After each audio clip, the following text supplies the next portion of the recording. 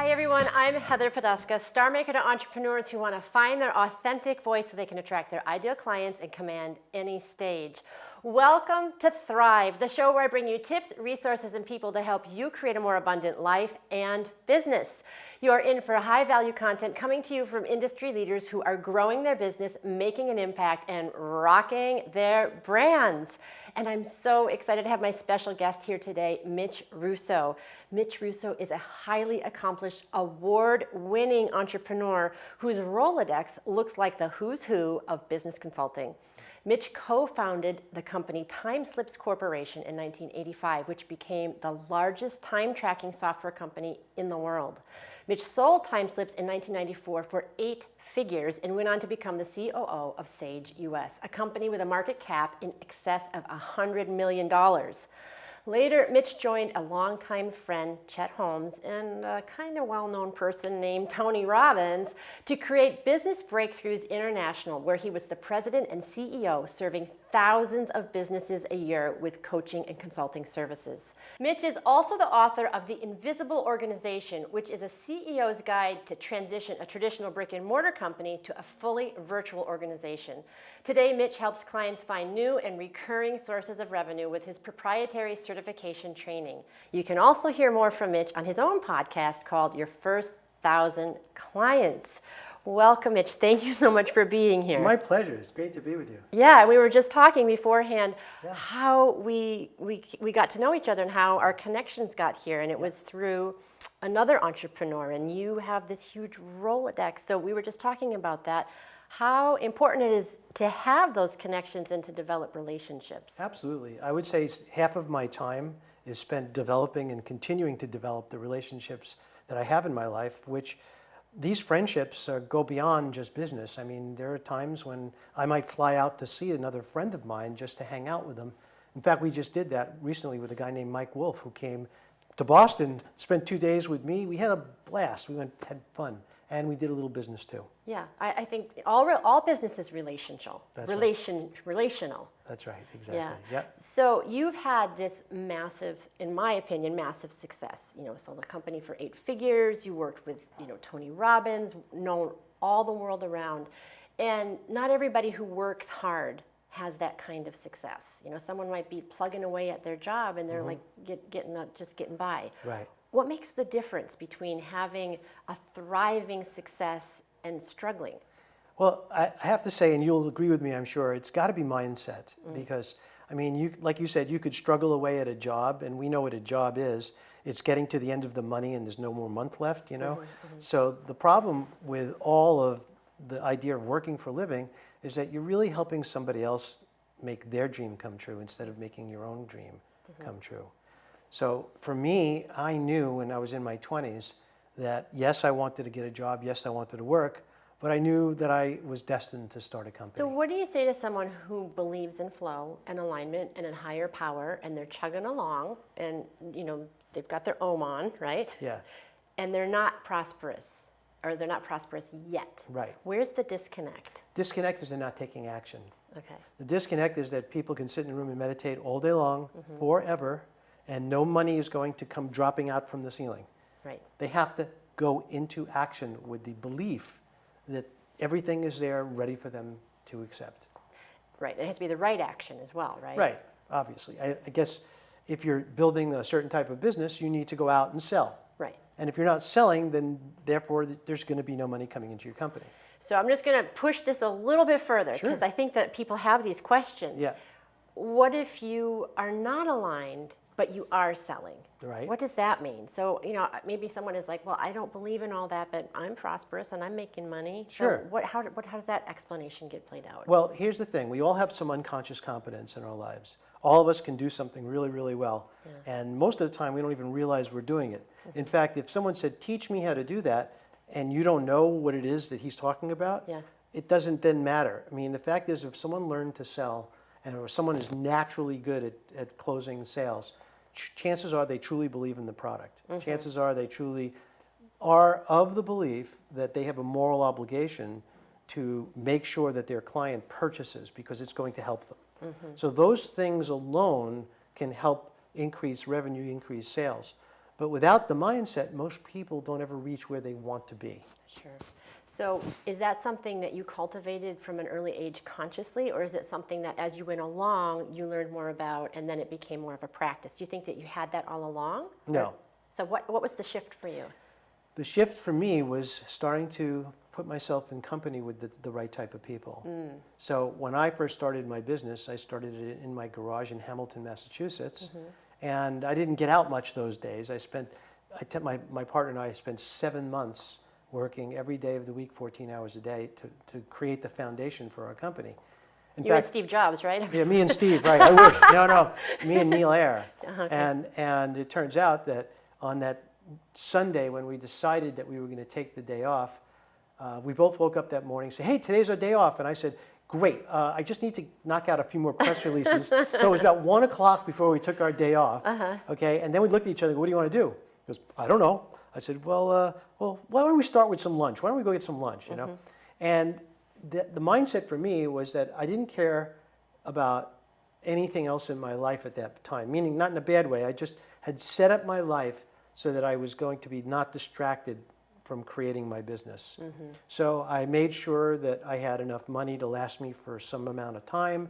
I made sure that I didn't have any dangling relationships that needed tending to. I had a girlfriend at the time, and she said, how come you're not spending any time with me? I said, well, because I'm starting a business. And she said, well, then call me when you're done. And I said, great, perfect. And that's the way we ended, and that was great because I needed the space. Now, I know your next question is, well, what happens if you have a family and kids and you have all these obligations and you don't have space? The bottom line is that we're entrepreneurs. If you're truly an entrepreneur with an entrepreneur's mindset, well, then you could work at least a half a day, right? I think that if you're connected to your entrepreneurial journey, you want to. Exactly. And your family's like, hey, let's go to the beach or let's do this. And you're just like what you said, yeah, just give me a minute, because you're expressing yourself, you're using your talents, and you're connected to that deeper part of you that's trying to serve and be actualized. So I think you really want to do that as well. Exactly. And you come home at night, and there are the kids, and then you have dinner with the kids, and then there's the family time. But then, somewhere, maybe it's 8 o'clock or so, or 8:30, instead of sitting down to watch TV, that's when you go write your blog. That's when you go build your product. That's when you go code your new program. Whatever it is you're doing, you have from 8 till midnight every single day to work on your dream. And that becomes what I call the grand obsession. So I live this life of obsessions. I move from one to the other. And it's what keeps me going, happy, excited, totally in tune with who I am and what my life is. And it doesn't mean that once I move to another obsession, the old one's gone. No, I just pick up a new one. So what happens how do you integrate it? How do you juggle all those things? I allow them to take the position that they take naturally. So I don't force anything at all. So I'm building a new project right now. You also know I'm doing a podcast right now. And the podcast started almost a year ago as my grand obsession. And I have over 40, maybe 45 interviews that I haven't even aired yet. Wow. Because I got so excited about it, I just kept going and going and going and going. Now my attention is shifting to another very big project.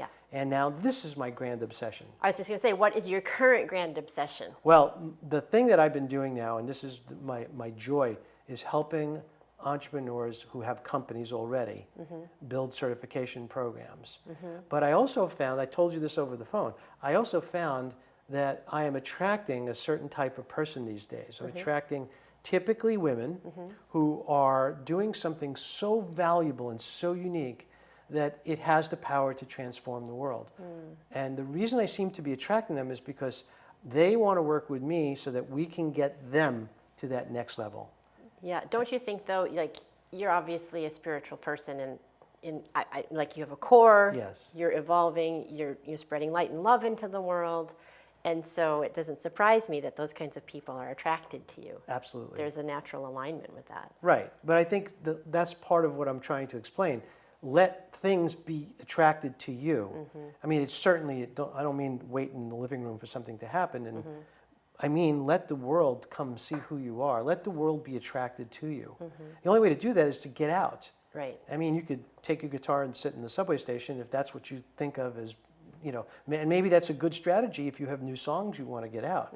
But at the same time, what I'm talking about is go network, go be with people, go podcast, go interview, go Facebook Live, do all the things that you can do to show the world who you are. I agree with that. And also this past year has been a project for me of being more belly to belly with people because it's different energy. Like I hope not, we won't forget this encounter. It's different than like sending a Facebook message, and there's nothing wrong with that. Right. It's an initial contact, and sometimes that's all you have. But if you can take it to the next level, it deepens the connection. So Absolutely. I think that's super important. And I want to know what you think if women have different challenges than men. Now that you're working with more women, and you said, from 8:30 to midnight is your time, and I'm like, okay, well, I still have to do the laundry, I still have to get the dishes done, and I know that my kid didn't finish their project for blah, blah, blah. So is there a difference? I mean, I know men are doing more of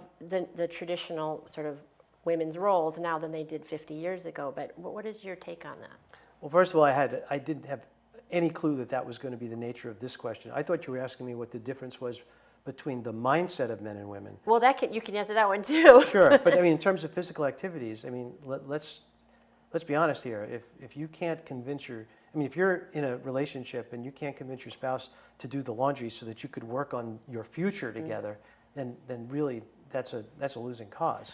But I think you hit the nail on the head. It's a mindset. It really is. Because I think that a lot of women take that on as their, whether they like it or not. They're like, as a good woman, as a good wife, as a good mom, these are some of the things that I do. Not everybody, I'm not saying that should be the mindset, but I think a lot of women do have that mindset. And I agree with you. I think we're all raised by mothers, and I think we adapt the roles. Women adapt the roles of their mom, dad, men adopt the roles of their dad.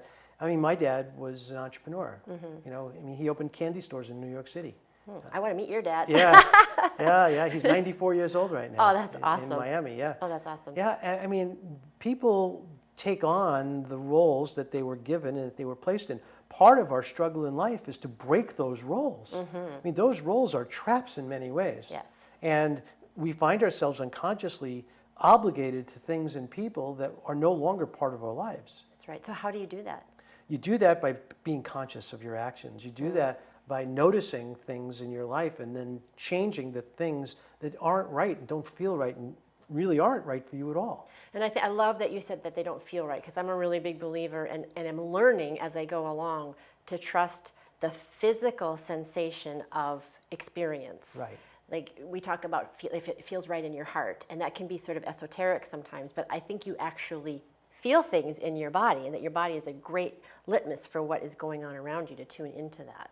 Actually, there's 2/3 of your sensory perception coming from your gut and 1/3 from your mind and your brain. That was recently been documented. So when you say I have a gut feeling, odds are it's probably more the truth than the things you were thinking, because thinking can be conditioned.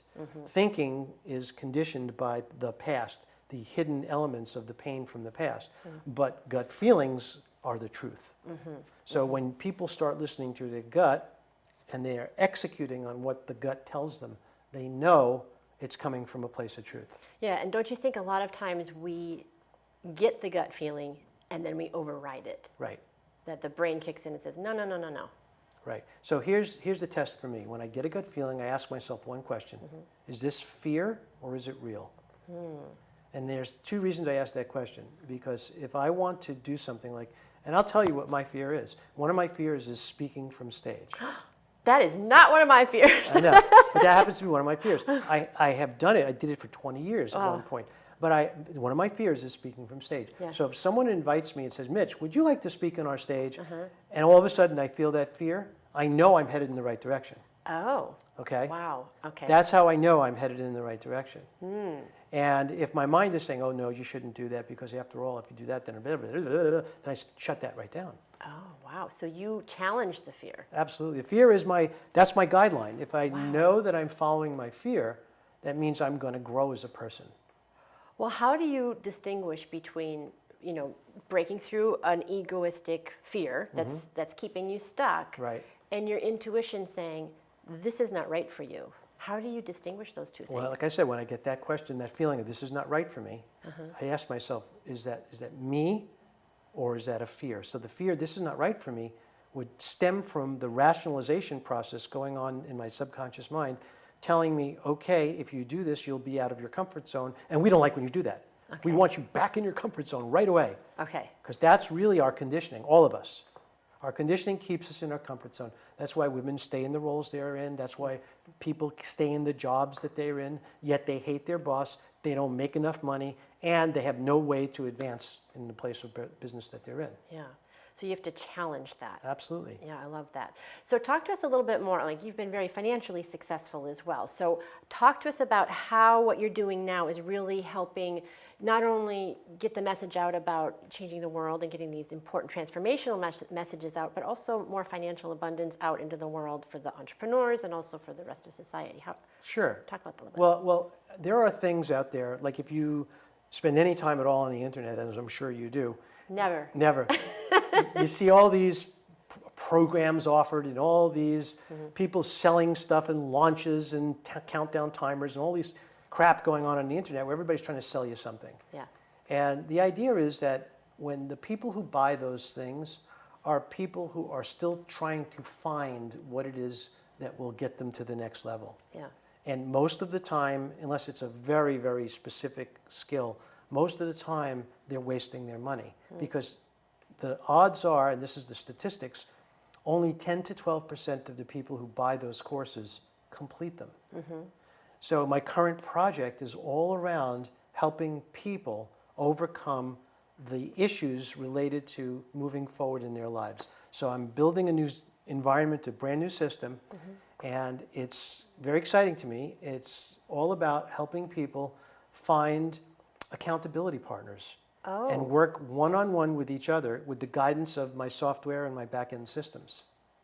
So is that the key that's different from just buying a program online? Very much so. Is to having that accountability. Right. So if you don't have an accountability partner and you don't have a coach, and coaches can be expensive, as we know, then consider getting a mentor. Find somebody that you admire and ask if you can occasionally have a chat with them. That's all it takes. And the idea is by having a mentor in your lives, and by the way, we have mentors throughout our lives, and they change as we change. So I've had many wonderful mentors. I had Tony Robbins as my mentor at one point. Yeah, so what was that like? Well, I mean, it's really hard to say. I mean, Tony, I'll tell you one quick story about Tony that really lights me up and makes me very happy. When I first started working with Tony and Chet, we were invited, and of course we were invited to all of his events. So I asked if I could bring my daughter, and he said, of course, and he put us right in the front rows of everything, which is wonderful. And I asked for another imposition. I said, Tony, would it be okay if I brought my daughter by for a photo with you? And he goes, oh, yeah, no problem. Just make arrangements with my person. So I called his person, and I told him that Tony said it was okay if my daughter gets a picture with Tony. And she said, okay, well, what's your cell number? I'm going to text you when Tony's ready. Okay. And now we go to the UPW event and Unleash the Power Within event. Okay. And we get there at 9 in the morning, and we're there all day long, and it's now 12 at night, and we're walking on fire, and we're doing all this stuff, and it's like 1:30 in the morning, and my phone rings. Text. Tony wants to see you behind stage.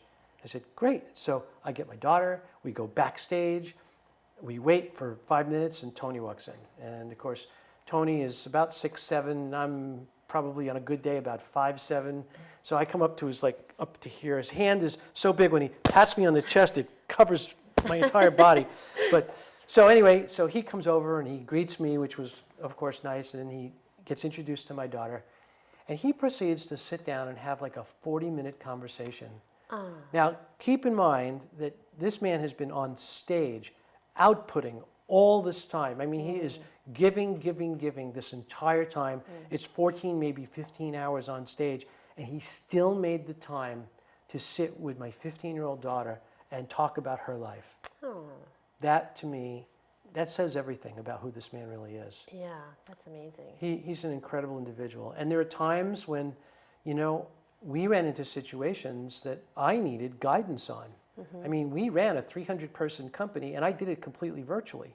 Wow. So we never had an asset. We didn't have a building. We didn't even have a copy machine that the company owned. So there are times when stuff happens in the way that we managed our culture that I needed to ask Tony about Right. and get some help with. Yeah. So I had some incredible experiences with Tony. You know, one of the things I do now, as you mentioned, is I build certification programs. Well, part of that is creating a learning environment for my clients so that they could bring people through and get certified. Well, guess who taught me how to do that? Tony. Tony and I built his learning system together. Wow. So I got the chance to learn from this man who understands the psychology and the neural linguistics involved in helping people learn. It was an amazing gift for me. Yeah, I was just going to say, what a gift. Yeah. And I was going to ask you, because a lot of people, myself included, refer to Tony Robbins, like, be like Tony Robbins if you want to speak like Tony Robbins. You know, he's like, you know, like Oprah, right? You want to compare. Can anybody be like Tony Robbins? Or is it just who he is? You know, the first step I would tell you is stop comparing yourself to anybody. Compare yourself to you a year earlier and see how much you've gotten, how much you've grown. Because that's the only fair comparison that you could really make. Great point. You know, so I mean, for me to compare myself to Tony Robbins would be silly. I wasn't Tony Robbins a year ago. Right. So when I look at Tony Robbins, I say, now there's a man I could learn from. There's a man who has things that I admire that I could adapt as a human being. Right. But I look at anybody that way. I was just going to say, and people, you know, and people can learn from you and all of the wonderful things that you're bringing in from me. And yeah, but he is extraordinary. He is. He's extraordinary. He is an act of nature, an act of God. He is a person who has crystallized so much information and distilled it in a way that helps so many others. And I think that is his gift more than anything else. Yeah, I love that. And it's what we're kind of circling back to what you said at the beginning, is that he made a decision and a commitment. That's right. Right. That's right. So what are you committed to more than anything right now? Right now, I'm totally focused on helping people. And I do this in my business, I do this in my work, I do this in my life. My joy is in watching another person benefit from the time I spend with them. And I do that through many of my activities. I do it through coaching. I do it through my business work with the My Power Tribe, which is my certification program. And now I'm about to do it in a much bigger way with this new business. Yeah. So tell us where we can find out more about that, or more about your projects right now, so we can support you. Sure. The easiest thing to do is go to MitchRusso.com. Okay. Yeah, Mitch Russo is the hub of all of my crazy ideas and all the activity that I'm involved in. I actually really, I want to take a moment to talk about that, because I do branding, and people, you know, it's to help people get focused, and and I always talk about zipping it together, right? To have a clear message. But I find that it's hard for people sometimes because they have a lot of interests and they don't know how to bring it all together. And I've talked to people before about having a portfolio career or a portfolio life. And it sounds to me like that's something you've done really successfully. That we haven't even talked about your travel photography, that you have different aspects of your life, and you don't try to shove it all into a box, but you let it evolve naturally, and you go hard on something you're passionate about, let it take its course, and then let the next wave come and take you. That's right. That's exactly right. Yeah. I think that's the easiest way to live. Otherwise, you're forcing life. Yeah. And the other thing is that I don't want life to force me into anything. Yeah. And I don't want to force life into things that it doesn't belong in. Right. I mean, so there are going to be times when I'll pick up a project or a client, and I'll know within a week or less, or in some cases a little longer, that it's just not a fit. Right. And at that point, you know, it's important for me at that point to cut bait as quickly as possible. Yeah, well, that's a really good point. I think people try to also hold on because they're afraid to let go. Right. But when you're holding on, you can't open yourself up to the next thing that's coming. That's right. And the same thing goes with employees. If you're an employer and there's someone in your employ who you get the gut feeling shouldn't be working for you, then the longer you take to let that person go, the more damage you're doing to yourself and to the company. I think that goes with all relationships. That's right. You know, if you're in a coaching relationship, you might have a coach that you're like, I'm not sure if this is the right vibe. Exactly. And you stay. Yeah. So I think that's, and I can't remember the guy's name, but the guy that owns Zappos. Tony Hsieh. Tony Hsieh, that's right. Yep. Selling Happiness, was that his book? Yeah. Right. But he talks about not training or cultivating employees, that you hire someone that already is a fit for the culture. That's right. That's right. The idea is, again, we go back to mindset. The idea is to find a person who has the right mindset to become part of your company. And then from there, you could teach them the mechanical elements of the skills that you need them to perform. That's awesome. So who is your ideal client, and what is the vibe? What is your tribe vibe? Sure. So again, this goes back to the Timeslips era. I mean, when I built my software company, a very fortunate accident left me in a position to have a revelation. And the revelation was that I can get my existing clients, the best of my existing clients, to help other of my clients who aren't doing so well.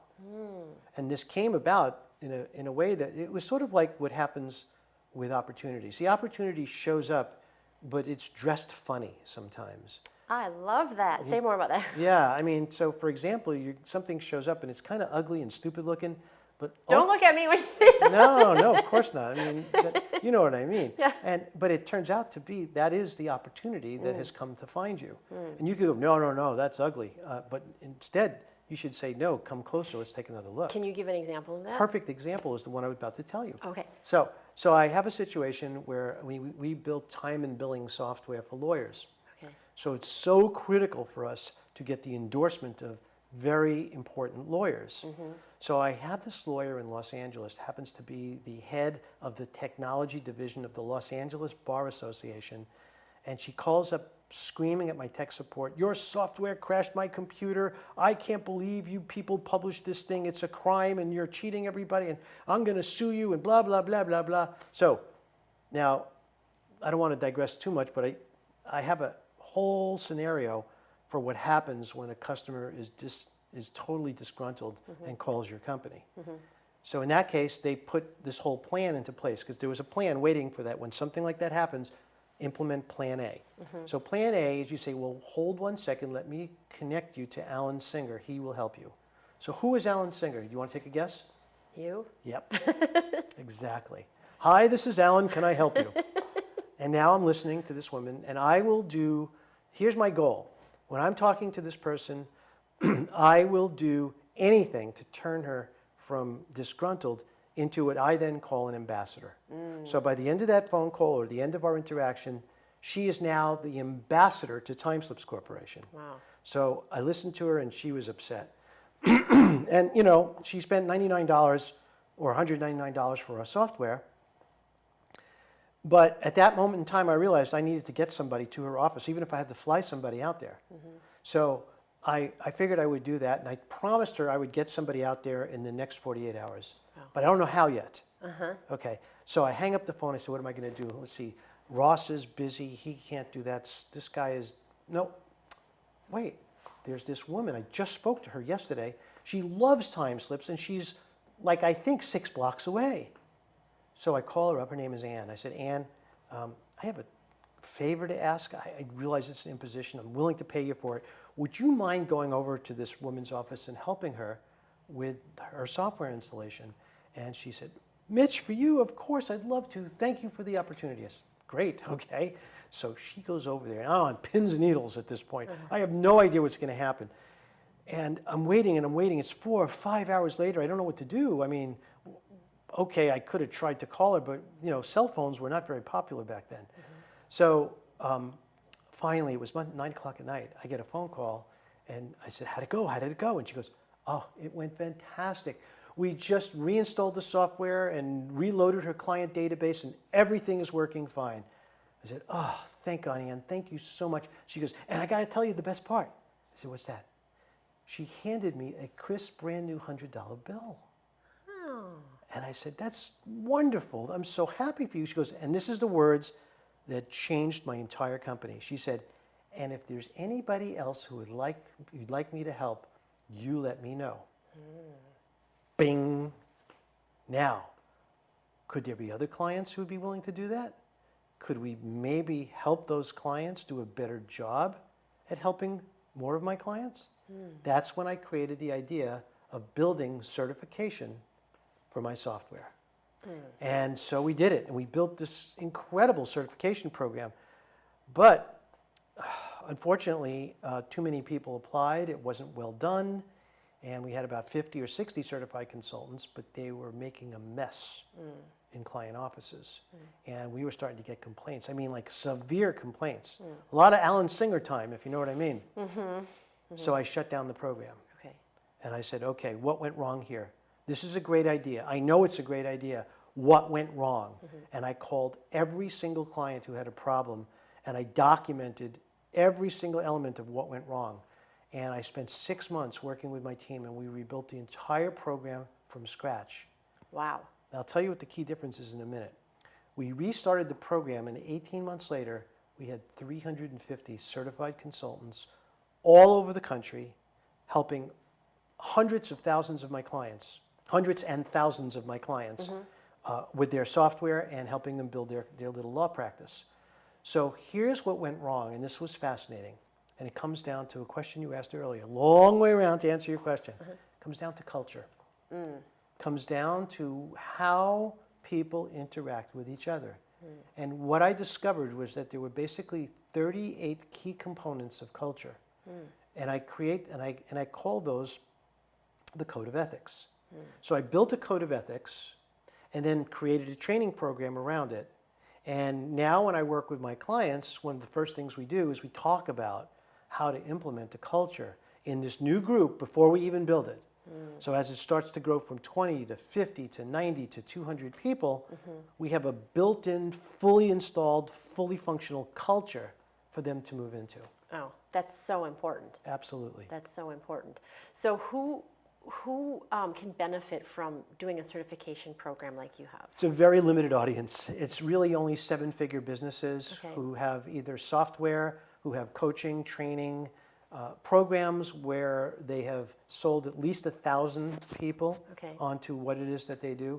I mean, I've had people with meditation programs. I've had people with medical supply and medical device companies who wanted to build certification so that other dentists can go teach dentists how to use their stuff. Right. That's the kind of thing it is. And that to me is a very small, very lucrative business. Very small though. I only have 3 or 4 clients at a time.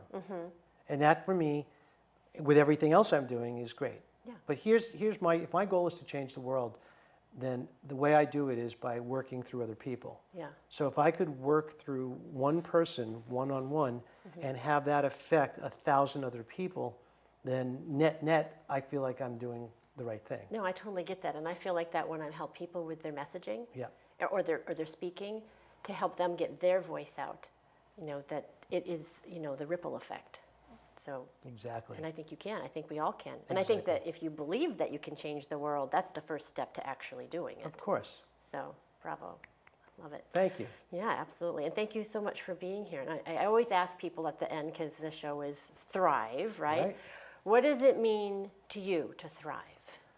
I think it's one thing to make a lot of money, and I think a lot of people make a lot of money but aren't happy.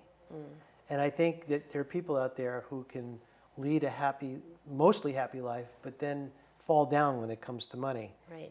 And I think that thrive to me means a more holistic version of staying fully centered and in control of your life. And I don't mean that life is always something you can control, but if you spend a little time working on all elements of your life all the time, then you're doing what they call the best you can. If you're always learning, if you're always, they say that you're the sum total of the people you spend the most time with, pick those people. Pick one of those 5 people to be your mentor and spend time with him or her. And that's I believe how you thrive. Well, if you're someone's mentor, they're doing very, very well, because clearly you have so much to share. And I want to thank you for your generosity of your insights and your heart and your strategy and how you bring those together in a unique way. And also how I really appreciate that when your certification program did not work the first time, you didn't just say, this doesn't work. But you went back and used your engineering mind to say, how can this work? And you stuck with it. And I noticed that my husband's an engineer too, and that ability to focus when other people can't, that's a gift. So thank you for sharing your gifts that way as well. My pleasure. So thank you so much for being here. I really appreciate it. You're welcome. Thank you. Yeah. And I want to thank all of you for being here as well. And as always, until next time, here's to hitting all your high notes, everybody. Take care. Bye-bye.